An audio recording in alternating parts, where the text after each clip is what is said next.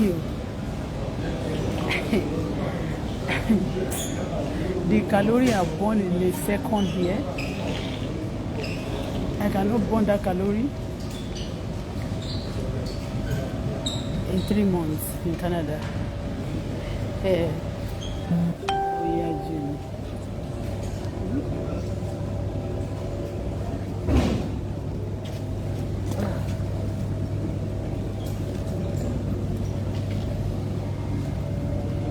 Look at the way I'm sweating. Look at my face.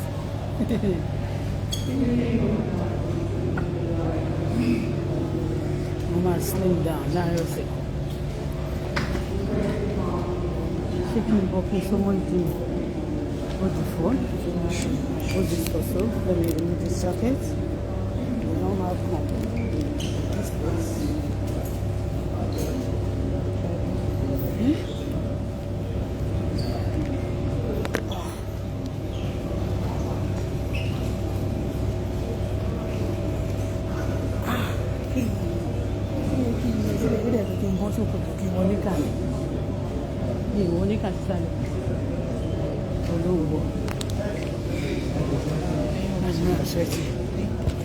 More, bring it. Let me hold it.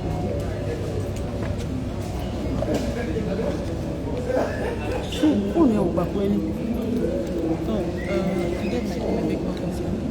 My big pocket here. The phone, put the phone there. Bah. Let me hold it. Let's stop.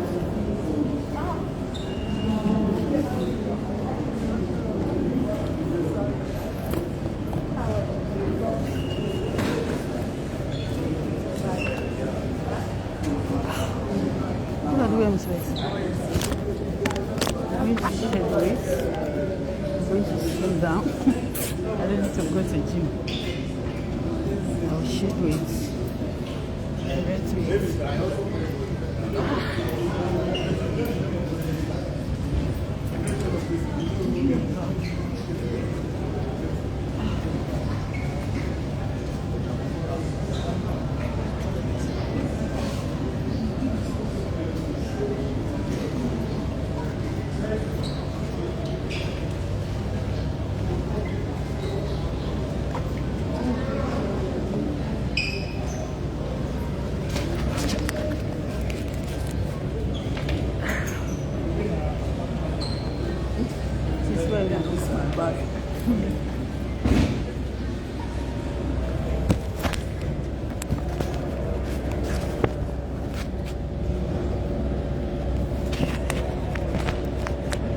Sweating like anything. Hey, apart from my grandkids. Eh? Speak louder. I'm going to scrub yourself. Yeah, where is the other phone?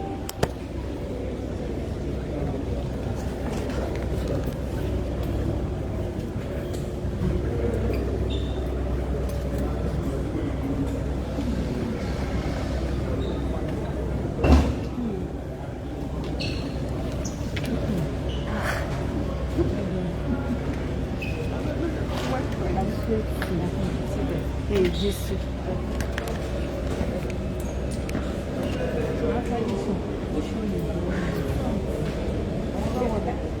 I don't know.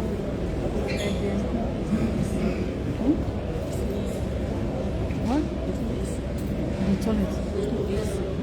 There's no AC? AC is not working. No AC here. We're outside. Eh? Outside. This place is hot. No waste. Ovation.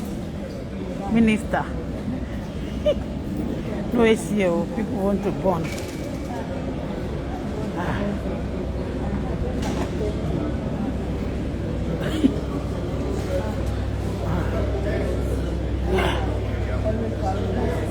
No AC. There's no AC here.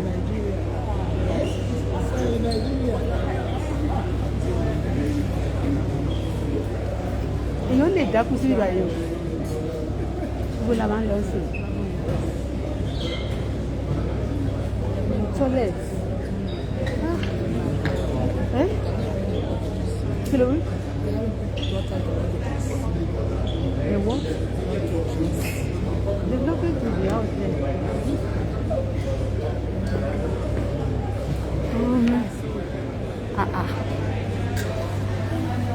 Ṣebí Festus Keyamo innovation minister.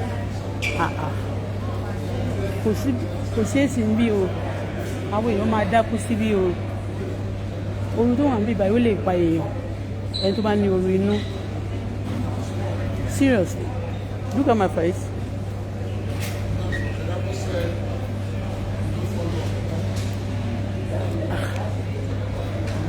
Okay. Àwọn AC kọ̀ọ̀kan wà níbí kan but irú àwọn AC tí wọ́n ń lò yìí kọ́ ni wọ́n ń lò àwọn eléyìí tí wọ́n ń lò inú ilé ni wọ́n ń lo àwọn eléyìí sí irú àwọn tó ń ṣe sí abroad yẹn irú àwọn airport tó ti kúrò yẹn bẹ́ẹ̀ náà yẹ kó ṣe sí bíbá ikọ́ tí o people can die ọ̀rọ̀ pé ìtì máa ń pààyàn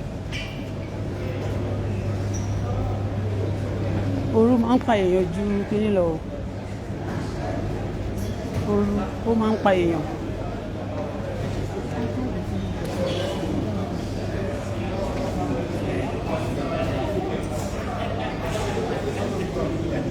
Aviation minister wọ́n ṣe ẹyọ kọ̀ọ̀kan síbẹ̀ but this one for our international airport the biggest airport in Nigeria this one is very small it's too little it's not good for this place I am telling you this is here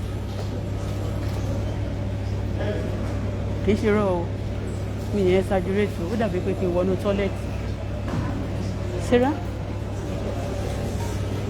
Sarah tá bá wọnú toilet nísìnyí. I'm bored.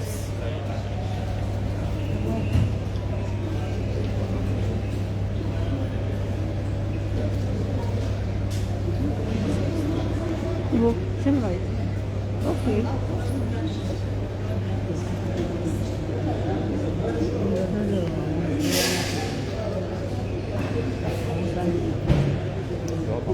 Are you together? Fine, thank you. Okay, you can go together.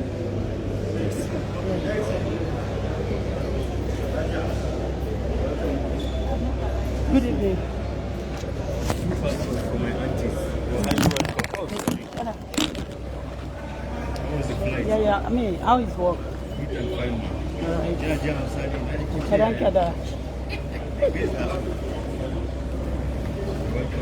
Welcome. Thank you. KLM. I said, how was Oh, the flight? fine, fantastic. Welcome. But this place is hot, eh? Yes. It's very hot. Construction is ongoing. Any moment you leave this place. Are you sure? Enjoy it. Yes, but Okay. God bless.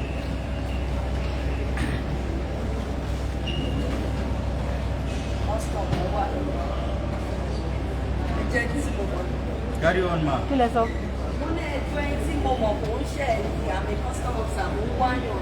No, you can come in now. You can come in. Who is the person? Come on, follow me. You are not the one I'm looking for. I All don't right. think I like. Come on, follow me. Then share. It's not you. Are you scared? Why can I be scared about what? You're fine. Yes. And they take you. Sorry, sorry. Next. I'm not scared for what I'm coming from Canada. I'm scared.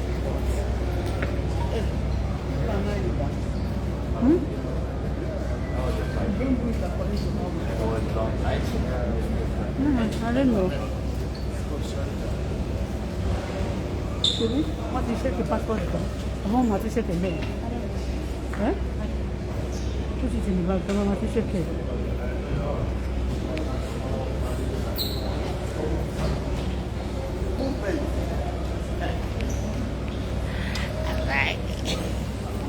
Ẹni bá ní má dé ṣe ti kú tán mo dé.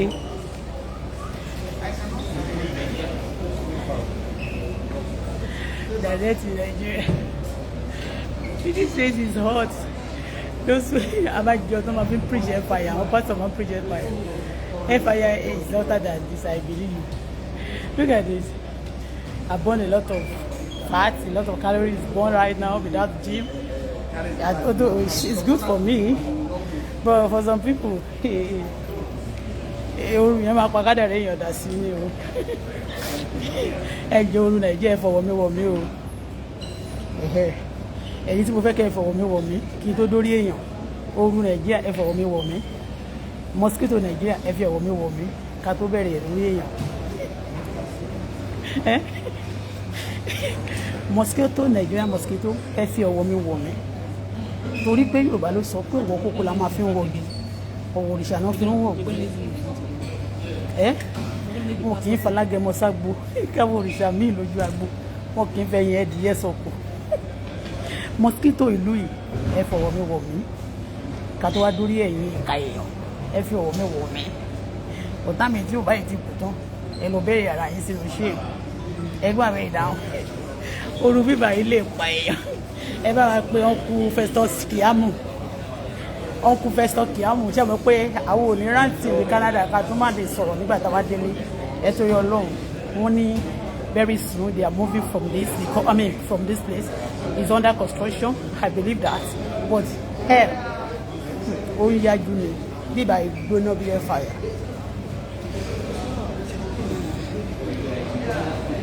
Ọmọ Ọlọ́run lè mí o ọmọ Ọlọ́run lè mí o. Say no to oru mímú bíbá oru mú bí. And say no to long time construction, under construction, too long. Okay? Say no to it. We say no to bullshit.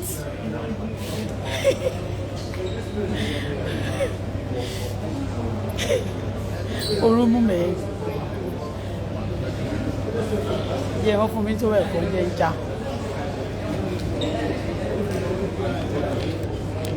Ó ṣe bíbí pé kí n da omi sórí mi. Tolúpà.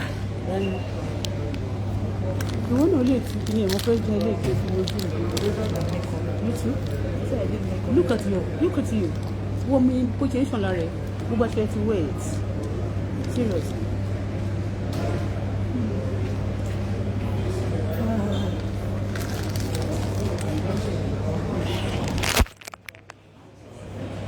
Oru ẹ fi ọwọ́ mi wọ̀ mí.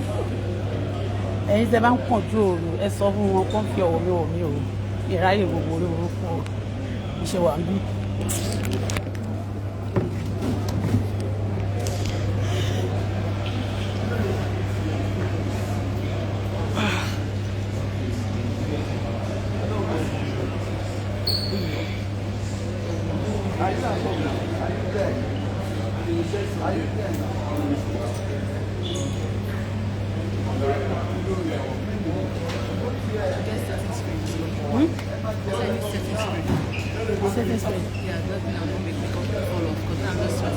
Yeah, don't worry.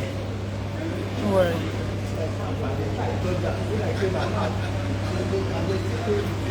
Thank you. Ẹ kúlé o, ṣé dáadáa la bá yín. Bọ́lá lórúkọ tèmi ń jẹ́ o, kò sí ìpadà o. Wọ́n náà ń wá mi àwọn wo nìyẹn, àwọn ń wáyàn ni.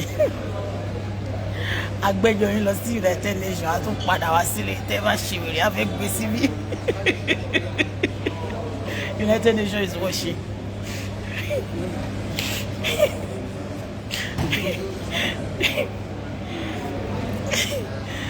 Very good. It's hot, eh? No, it's actually very cold. It's very cold. It's very cold. See your clothes. Who be so cool again? It's very cold.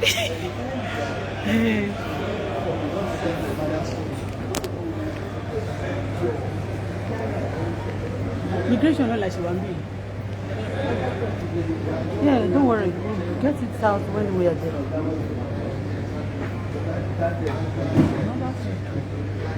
I didn't go for this.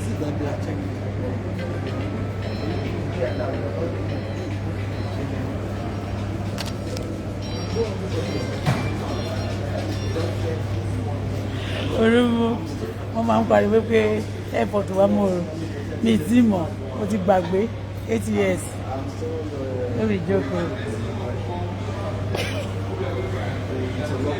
Ibi báyìí abájọ tó máa fi ń búlẹ̀ mi you are big here you will burn weight you will burn calories you will burn fat without exercise even if I do exercise In Canada, I'll be having weight because it's cold. Go back, hello, my dear.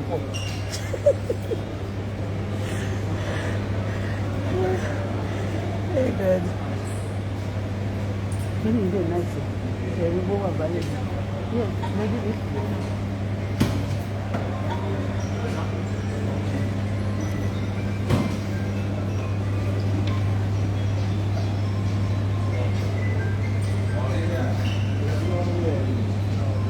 What was it?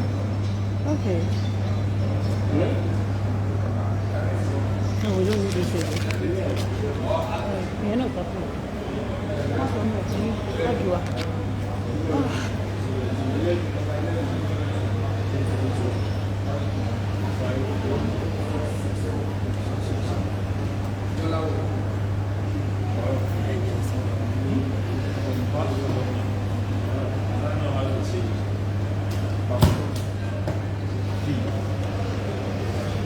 Good afternoon. I mean, good evening. Anyhow, it's Dr. Ma is acceptable. C'est nous de evening, Abby.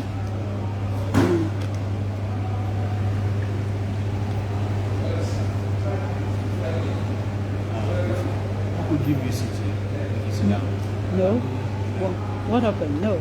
It's okay. Me, in Nigeria, sir. Kadang kadang. Oh. I like this man. Coming from Canada. Can I video call? Yes. Me, Bologane. Keep vlogging. Yeah. I call you little surutu. But daba damwa. Me haka. They don't be scanning the job. K. I mean, any. Where are you scanning? You scanning? That one is. Okay. But bad damwa. Bad surutu. I love you, Akalau. Where are you from? My state in Nigeria. Where are you from? Okay, I'm from Canada. From Canada. Yeah. You're a professional blogger, right? I think so. You think so? We've been on it for a long. Are you like some influencer or? I live in Canada. No. Me, the only blogger that love Hausa people. Eh? The only blogger, Yoruba blogger that love Hausa people. Yes. Since nobody is here, I have this thing that's. What happened? I'm telling you, I've started it for a very long time. You are a blogger too? No, I'm not a blogger. You start what? It's a sweat coin. Sweaty? You know sweat coin? Sweet? No, I don't do that. You don't know sweat coin? I don't do that. It counts your steps and gives you money. They give me money for free. Yeah. I don't do that blogger. I mean, Somundoboji, those. No, it's not that. They give me money free of charge. Look at my wallet. Oh, it's free. I don't anything bring money like seabeds, all those nonsense. I don't involve myself in bullshit. You know, Europe are fighting obesity. Obesity? Yeah, there's Europe. Most people. I'm not from Europe. Europe colonized this place. I'm not talking about you. I'm not obesity. So, Look at mine. please, let us go. Everybody's gone. Look at mine here. No, I don't want. You know I'm on the live chat. No, yeah. See, I want to give you my Okay, you want to do my- adverts free of charge? This so that you can refer my. No, I'm trying to meet up. I'm an influencer. Kabiru. AG, eh? Kabir. Yes, they have given me influencer. No, let's go. Everybody is gone. They have given me influencer. This important. No, nothing, sir. Your phone number. In Nigeria? I don't have phone number in Nigeria. So give me your Okay, 514 plus what? plus 1 Plus 1 514 512. I mean 519 509 2024. 2024. No. 8 years. Nigeria. They have given me target. I'm finding it difficult to meet my target. Okay, you give me your number. Because I'm Please, let's go. People are taking their bag already. I don't want my luggage to be missed. nobody is going to take your bag. Okay. I'm telling you. There are CCTV cameras. You have your baggage tag, so no one is going to take your bag. What do you want me to do for you? Please, just take my number. I'll send you my referral link. Okay, give them so your... that, you know, That number, you can, I roam it, you can call me on the number. we are not allowed to. Okay. The phone number, I should give you my phone number, or you give me your own phone number? I will give you mine. Then you, Okay. you chat Phone me up. iPhone copy plate. Because she get you, almost a minute, come one down one by Your like profession. Your profession. She's a student. Student. Okay. I'm telling you, I'm finding it very difficult to meet up with you. No referral. You don't need business with Nigerian uniform, like migration. Cool? Yes. Migration, cool? I call it could look at your rank. Please think of your glasses. Give me a guy. That's mine.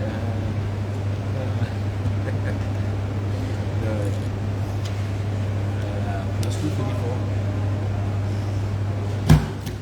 70 6353 2636. Yes.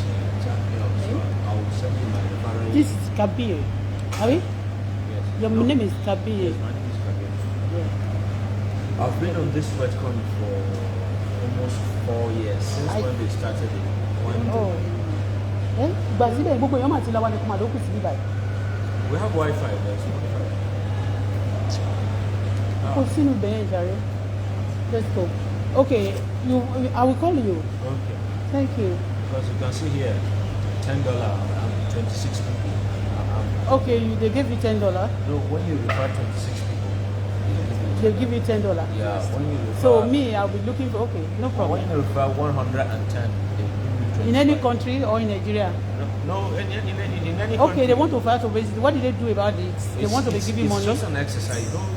Just an exercise app. We do exercise here in Nigeria. You cannot fight obesity. Anywhere. There's no obesity in Nigeria because look at me in the way I'm sweating. You don't go to exercise. You don't go to gym. You lose weight. Yeah, but me here. See you later. Bye.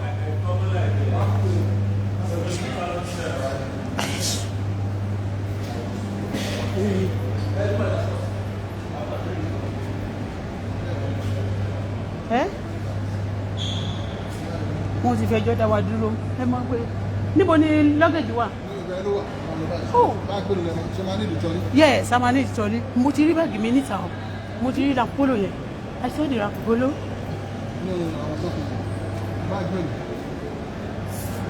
I think 6. We have only 6 bags. Èló nìyẹn? Probably I'm renting 4,000 Okay. So, Me ní anything custom, me ní custom anything. Mo lè ṣí báàgì mi ní custom. What come and stress no, so no more pay me. Mi ní contraband. Ẹ kọ lọ báyìí, wọ́n á gbé tọ́jú wa. Níbo ni ma ti gbé báàgì wa? Níbo ni? Wọ́n á gbé tọ́jú wa.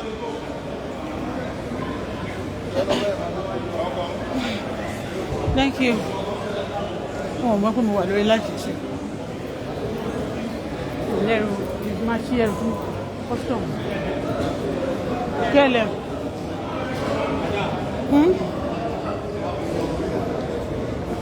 Níbo ni báàgì wa wà? Ṣé báàgì wa kọ̀ọ̀kan ti jáde?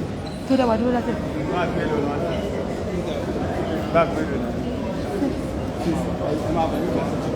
Kókò, wọ́n ti já wọn sílẹ̀ mẹ́rin. Thank you. Ẹ ṣé. Kò bad. Níbo? Níbo la ti máa ń rìn? Mi ì tẹ̀ débẹ̀. Lórí TikTok. Ní àwọn tó máa ń ṣe. This is your warehouse. Are you going out? Yes, sir. I'll be walking down to sir. This is the warehouse. Yes, sir. Thank you. Lala. You have your 2 phones with you. 1, 2, 3, 4. I think they need you. They might as well pay a little bit. They need you.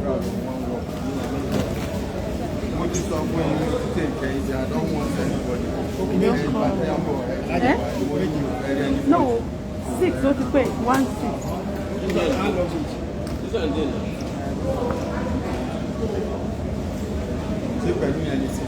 Yeah.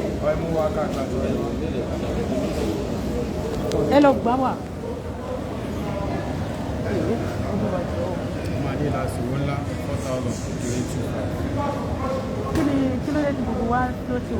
Okay, ẹ lọ gbé wá, máa fún yín ní 10,000 papọ̀. Anyone tó bá ti gbélé yìí ni. Ṣebí 4,000 lẹ pé máa dẹ̀ fún yín 10,000. Gbàdá ni.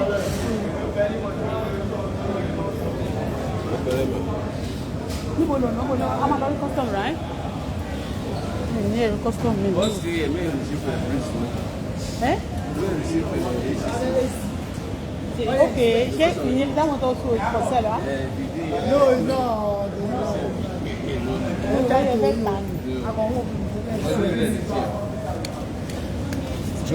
They don't go bigger.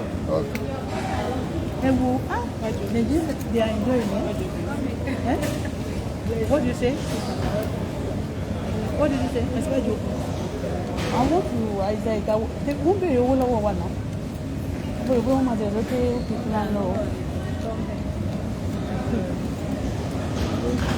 what? For trolley in abroad, we take it for free anyway. No, for Nigeria, no free. Canada here we pay money. You see everything. They are looking at you. United Nations is seeing the way you are collecting money for trolley. Yeah. Okay, the video. I did video. You know still now. No, it's not that they do. They said it's trolley now. But is it going to the pocket of government? Is it going to the government pocket? Shako Jobalo law. Mobile. Hey, I feel for logo. Hey, back at you. Hey, bring back at you.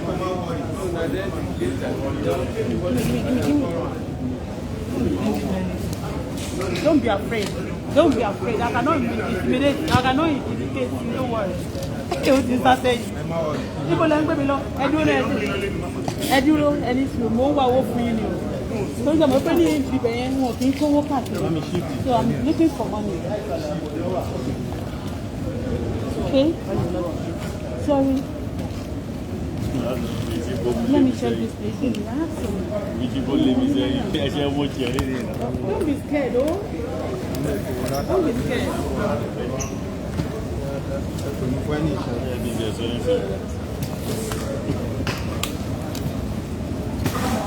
We don't hold money. But I have $150 here. Hold on. You go down into my bed. Don't look at it for me. Only $50. Oh yeah, Lord, share one. Hello, share one. Mommy, don't give me money.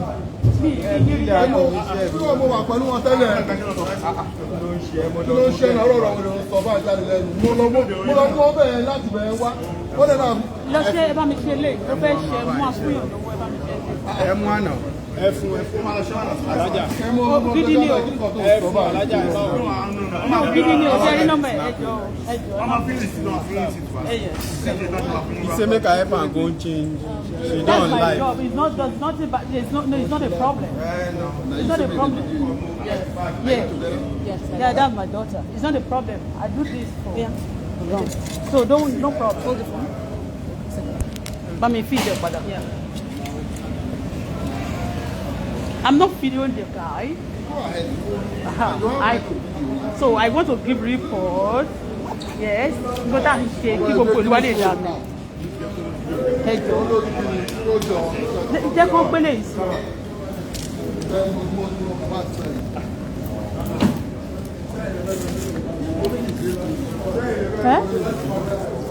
Ṣé ẹ mọ̀ ṣe bí ẹ ṣá mọ̀ wọ́n rí? Who came to meet you that side? Me, many people. I don't. Okay, yes, okay, for the 4,000. For the one, I say 4,000 for this car. He said.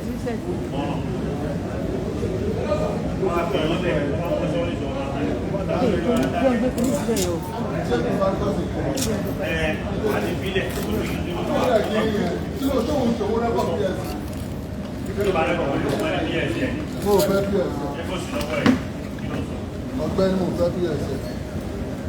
Báwo ló tọ́? Síkù ní sọ́nù. Ok, àwọn òṣìṣẹ́. Ilé ìsọ̀ yìí wọ́n ní bẹ́ẹ̀ lónìí. Ọ̀rẹ́ sọ fún wa lónìí. Àwọn bẹ́ẹ̀ mi sọ ní ọ̀rọ̀ lórí. The other side. Àwọn ti bá mi sọ pé lónìí. Let me help you. Take the plane. Let me help you. Okay. Kọ́lé ẹ̀ ṣé òkọ́ mi. We are going to customer.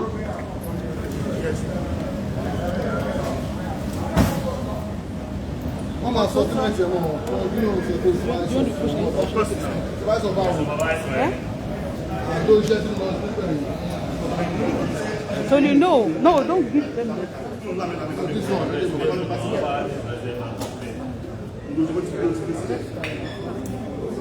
Even this one, they can't carry it like that.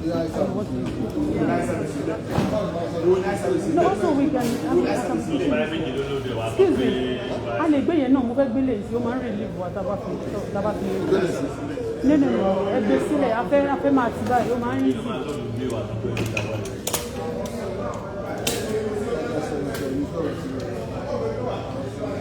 $4,000 yẹn ìjọba rò fún $2 sọ. Àbí? Ní ìmọ̀ wọn lè mọ́ máa lọ mú yẹn wá. àwọn bọ̀ òun ló bọ̀ yẹn.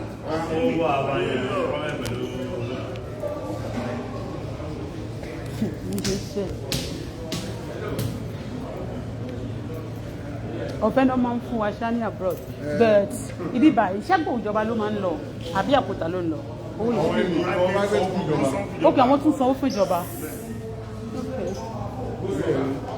Ó yẹ kí ìjọba lè donate eléyìí fún wọn for free of charge. Wọ́n ní àwọn fẹ́ mú láàyè. Èló náà fún yín. Èmi sì wà pẹ̀lú wọn bẹ́ẹ̀ láti Ẹgbẹ́ wa èló lélẹ̀.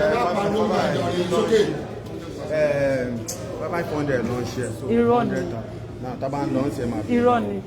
Tábà ń lọ ń ṣe máa èló ló ń ṣe Canadian dollar. Irọ́ ni. Canada gan tún lọ sókè irọ́ ni. Tábà ń lọ ń ṣe ẹ lọ bẹ̀rẹ̀. Irọ́ ni.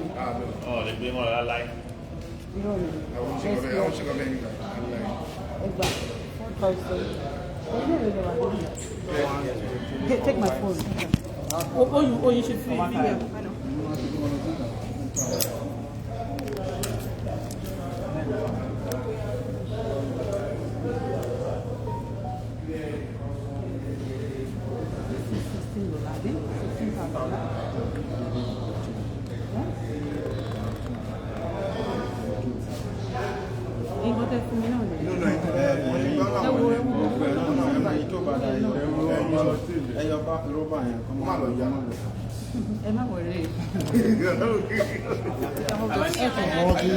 Mo ti fún wọn níbẹ̀ yẹn níbí báyìí wọ́n máa ń fún wa lówó tá a bá jẹ̀jẹ̀ dé ni when you come back from tá a bá dé irú tá a bá padà sí Canada so wọ́n máa fún wa lómi wọ́n fún wa ní nǹkan wọ́n ní take this refresh yourself fún mi ní ẹni ìsìn àwa la fún yín bọ̀ táwọn ẹ̀kọ́ economy oya let's go Sarah listen to me wait for me. Ta ló ń jẹ bẹ́ẹ̀? Let's go. Oya bọ́ọ̀lù ọ̀nà ẹ lọ fẹ́ lọ rí customer.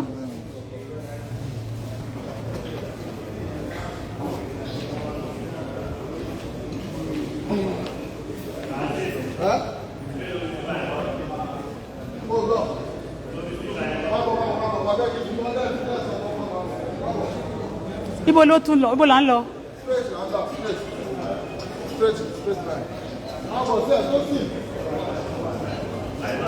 Ẹjọ́ àti dé o, tá bá ti bọ́ ta ẹ má jọ tí wàá gbé o.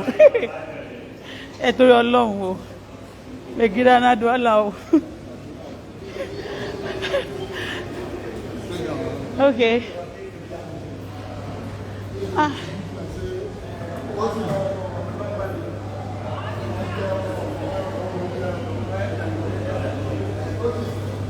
Níbo ni kọ́kọ́rọ́ wà?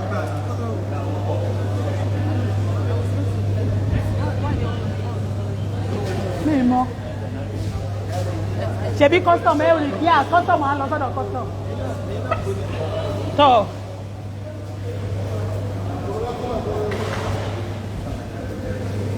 Ẹ jẹ́ ká lọ sọ́dọ̀ custom. How are you, madam? Good evening. Nigerian pikin.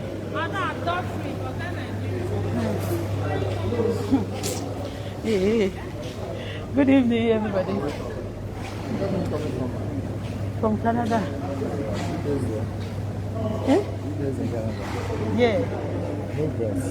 You know you have the bus. At least we check 1 or 2. You are free. So that they will not stop people again. Yeah? So that they will not stop people. Again, no problem. Let us check. You are free. Yes. My name,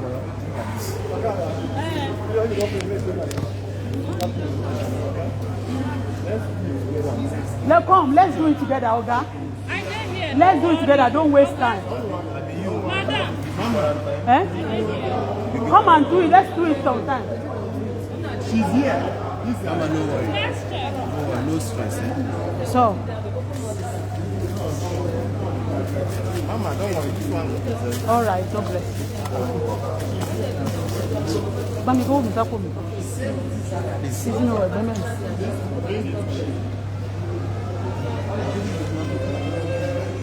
Oh, so that old guy, one. Eh? No, I do blogging. Whatever I do it. I do blogging. I'm a blogger. So, don't show their face. Don't show their face. Don't show their face. I'm not showing your face. I'm not going to show your face. That I do this for security purpose. Even before me land, take the phone. Camera, okay. Okay, don't show their face. Don't show it again.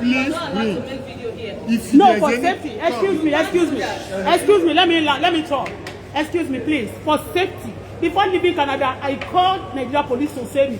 Okay? I'm a blogger and I have a critical case before leaving Nigeria. Please, I put things in camera for a purpose, for security purpose. Sorry. I'm not doing that to harm anybody. I'm sorry. You can talk to me, sir. You say for security purpose? For security purpose. What kind of what? Like somebody you are scared somebody for something in your back or what? Let me understand the reason why you want to do the video. I have a lot of cases. I've reported yes, I have a lot of cases before leaving Nigeria, and I reported the case even to United Nations. So it's what I don't want anybody to. They can rope me even from Canada. This is what I do. To the Immigration of Canada, Custom of Canada. I put things in camera. I'm sorry to say this. I'm not embarrassing anybody. For me to be safe. All right. A lot of things happen. I am sorry. Okay. Bola Falashade is my name. I say no to terrorists. I say no to killing. So you didn't. So I know a lot of people after me before leaving Nigeria. I left because of people, Madam, and also today people after me. You said for security reasons. I said. Open it. I'm not putting anybody's face. All right. You said for security purpose. I said like you think somebody will put something. Anything happen. I'm not saying that. Nobody knows anybody's mind. Okay. Yeah, everybody has to be security purpose. Okay. Security conscious. Okay, and we do. Okay, it's okay. Don't worry. Don't show anybody's face, please. We don't allow it actually, but you insist that I'm doing it. We don't allow it. Okay. Because I still cameras here. In fact, if you drop a pin here, you go to see camera there, they'll show you who pick it. What we are seeing on the media is different. What they are showing us and what happened to me. Media. I'm a living experience. That's media for you. I'm sorry. I'm a living experience. Biko, please. Please, don't go full. I'm not going to show anybody's face. Yes. I'm not going to show your face to God who made me. I'm telling you. Officers, I'm coming. Officers too are attacked because of this. I'm not attacking anybody. No, not you. Sometimes I'm not afraid to write anything that because of my safety. That's what they told me also when I'm coming to Nigeria. I must put everything in record so that I must not be kidnapped, I must not be killed. My husband was killed because of this issue. So I know what I'm saying. After making the distance, make sure that nothing happened to any officer here. Nothing will happen to you, so far no even happen to me. If anything happened, you are the crime suspect. Like what?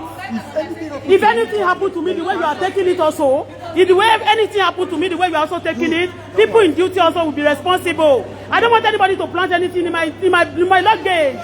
Okay? I have to be security conscious. I'm here. I'm not here to joke. I don't here to visit. I'm here to make sure to do. They've been treating the case all over the world. They treated the case. We have to treat it back home. Why must that? I must do videos so that people from Canada or America must look at me and know what is happening to me. Please, I'm sorry. I've cried. Go and check on my video all over the world. I'm crying. Nigeria make me cry. Leave me alone. You want the people to plant this in me and then they send me to jail? Let us open this thing publicly. I'm not going to show anybody's face. Please, Biko. Shut up when I'm talking, don't talk. You have been stressed for like about 1 year, almost 6 years. The problem is that we are still on it up to date. If I talk, don't let me get mad with you. Shut up when I'm talking. Please open the bag yourself. Please open. No, please. Open. Open it yourself. Okay, so you hold on for me. Please hold on. Hold on for me. I've said a lot of things that set me in the country also. A lot of people, criminals are also be after me. So I know what I'm saying. Show me when I'm doing it. Today I should open it. Let me open it myself.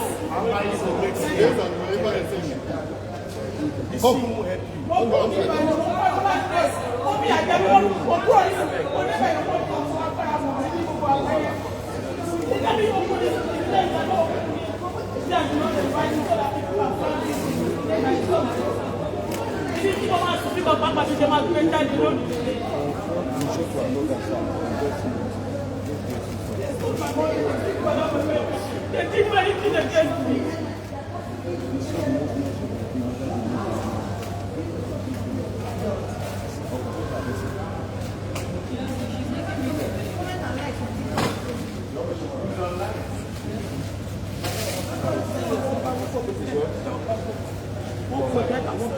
They are coming from Canada.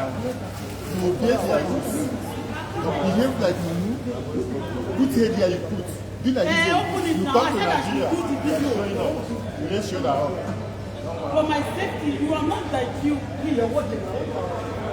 No, in the evidence, evidence. Thank God for the little evidence that you showed there. They called me, they say I'm a liar, that I want to bring down some big people in the system. So I want to video, just Hold the phone. we can sleep here. I want to sleep here too. Hold the phone and let me open the bag, okay? Let's make this quick. There's no need for I should not open. I should not video this something. Bring the keys. What is the Bring the keys. Keep on videoing in your bag. When video finish, you keep your camera, you keep your bag. When you are ready, just open your bag. What are you doing? Because you have powerful video. I have powerful. What? I'm not getting you. You don't attack me too. I'm not getting you. You should not attack me too. How are you? No, thank you. I'm fine, sir. Thank you. Thank you. Laja. How's the flight? Is that any issue? No, really. Since I came down, I dropped from the fly and I started recording, not because of anybody, for safety of my life. Yeah. And even before landing, I've called Nigeria that is, please protect me for a reason. I will protect you. What is the reason? Will you tell me that? Injure what? Tolu? Kilo ṣẹlẹ̀? God Ọlọ́run ti mú ẹ. Mo ti sọ fún ẹ, when I'm talking, you don't talk. When your mother is talking, a mother that cares for you, I do all these things because of you, so that they will not finish you the way they finish your father. Sorry, how long were you away, man? Not long, 8 years. 8 years, I don't know. Yes. So you went to hide somewhere? I'm not hiding. So when I come for the police, they and everybody to protect me, and they left me down, and I traveled, they tortured me also. They use a lot of people to torture me. You are protected. Nigeria is safe. Okay, amen. Nigeria is safe. Thank God you brought your daughter so that she will get married to us. Hope she's not going back. She's going. We are good. Why? Go to school, We marry her. They said we should not even come. They promised me not to even step my feet in this land. They said I should not ever step my feet in this land. Who said that? A lot of them, go and check them, a lot of them. That is the problem with some people. They just be giving you a wrong notion. Thank God you don't bring wife for us. That is what I'm impressed. You don't bring wife for us, so it's wife I'm after. So is that an issue? You have any They want to check it, and I said, I'm recording before I get to this place for security purpose, and to update some people who care, who cannot call. A lot of people in Nigerian dignity, they care. So, and I said, I'm not going to show their face. Yeah, I'm not going to show your face, seriously, but just for safety, because I need to do that. I need to be security conscious. Yeah, sorry. So I know that a lot of people, I'm not doing that to boast or anything. Please, it's not because of the phone. The phone is not even expensive. Okay? So you know that when I'm talking to you, I've been here for a while. we can sleep here. We are in Nigeria. Why do you want to sleep here? No, when they, if they, you want ready, They said they want to open it. Let us open it. Bring Sarah, when I'm talking, you don't talk. We are in Nigeria. When we are talking, we are in Canada. When I'm talking, you don't talk. Don't let my spirit cross. Where are you coming from Canada? Yeah. That is Huh? you know why they want to check? Because you know where you're coming from. Aside customs, we have other agencies that. I know. I speak against those bullshit. That is why. I speak against bullshit. It's not only you. I speak against bullshit. Just the Seriously. way if we travel to other countries. I know. You are free. You are free to open it. But let me just be. I won't show anybody's face. Let me just be here for security purpose, please. I'm not going to show anybody's face. I'm sorry. If I'm rude to anybody, I'm sorry. I'm not rude. Very humble lady.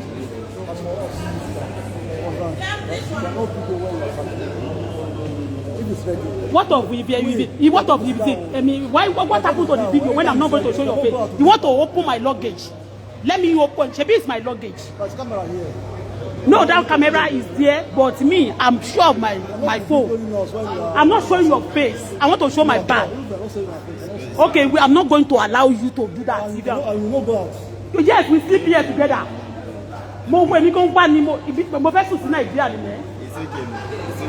We sleep here together. Tolu, to ba ti se to wa lo sun. We sleep here together. It's okay, man. What you say 8 years mo fi sun. This is what You don't know anything. You need to not do anything. I'm not going to be rude. Don't tell me that I don't know anything. I said that you should open my bag for my safety in my presence.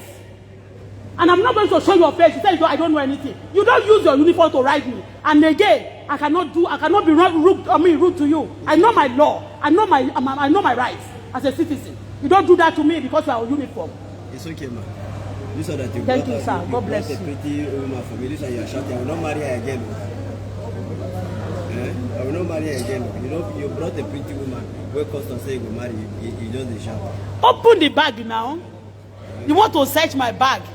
The other day when they refused me to my passport, they don't want to give me my passport. They send my daughter passport because I speak for. I don't want to talk. You cannot do anything to me. I am telling you. Open the bag.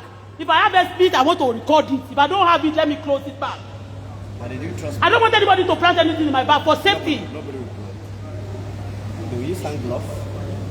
They've done that for me. They've done that to me before. They've done many things to me. Sorry about that. No, that is the problem we have. Not only here, all over part of the world. It's the same thing. Yes, even in Canada, I do that. And you can see me, I wrap my bag. And after locking it, for safety, I spend $150 to wrap it after the key. It was expensive, you know, just for safety. I don't want anybody to plant anything in my bag. They can do that for me. They have set me, they were trying to set me and my daughter up many times. And Nigeria is the one behind it. In abroad also. Very sorry about that. So I know what I'm saying. I'm not being rude. Sorry. Just the way you are scared of security. Yeah. Security men are also scared of themselves. Why? Okay, if you are scared of me, No, like if anybody is a criminal, do you think I would love to record it? If I'm a criminal, do you think I would love to put everything on the camera? I won't. Let me explain something. I won't be so bold to put everything on camera. An incident happened that they video somebody before you know he was kidnapped. And they traced to somebody that videoed him, which is the person you won the case. Even me too, I want to do video so that I will not be kidnapped. Go and check it. I've called Nigeria police. Okay, thank you. Let me video. So that you give me this your daughter. Let me video you so that you will not be kidnapped. So man, no need for this video. So the video, I'm videoing myself so that I will not be kidnapped. If anybody that want to kidnap me, the face will be shown. So why they go take carry you? No be they carry people, no be gun. They take the part of the gun. They said even gun see one for custom. No, they are using the gun. No. Are they using? They carry people. We only use gun in bush, whereby we attack for them now. When we used to see a lot of them on the media. No, it's not everything you see. I'm a media person anyway. It's not everything you see on media you believe. And Nigeria caused me to be. Sorry about that. And Nigeria is good too. Sorry, and thank God. It's in Menoko. No, we support, you know, I support it. I support. I'm in support of the goodness of the country. And you know and God will make it be good. And so when you come out, you know, and when you country and I always pray for the country to be good, and I work for the country to be good. For safety also. Thank God you have come. You not go back again, I know. I'm going back by God's grace. I'll be going and coming. Nobody can tie me down. How will you go? You not go again because the country is safe for you and they need you. So my it's okay. No need for you to video. You just check the bag. Just one bag or two bags. Go. No, don't worry yourself. Okay. Please, I can give you my. Okay, Nigeria, Daddy mi Bola Tinubu, Begidana, everybody.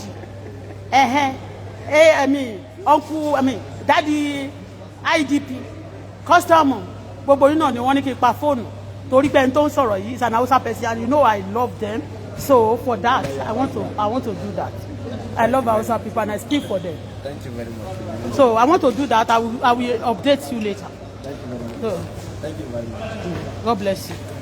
Torí pé Hausa ló ní kí n dákẹ́ o. I do that because of Begidana.